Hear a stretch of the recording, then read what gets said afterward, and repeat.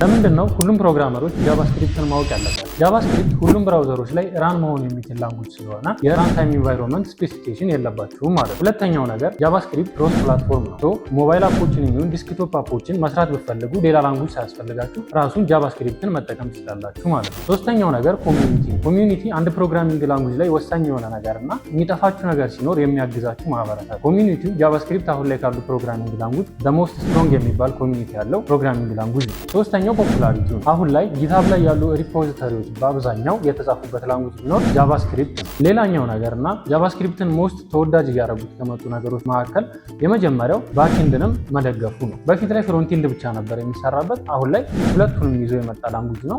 ከዛም በተጨማሪ ደግሞ ኮንቲኒየስሊ ኢቮልቭ እያደረገ የመጣ ፕሮግራሚንግ ላንጉጅ ነው። ብዙ ፊውቸሮችንም እየጨመረ ስላለ አሁን ላይ በጣም ተወዳጅ እንዲሆን ካደረጉት ነገሮች መካከል አንዱ ባክኤንድንም መደገፉ ነው ማለት ነው። እና ጃቫስክሪፕትን መማር የምትፈልጉ ቢግነርም ሆኑ ልምድ ያላችሁ ፕሮግራመሮች አሁን ላይ ዋቢ ስኪል 8ኛ ዙር የፉል ስታክ ዲቨሎፕመንት ስልጠናውን ስለጀመረ በዚህ ሳምንት ልትቀላቀሉን ትችላላችሁ።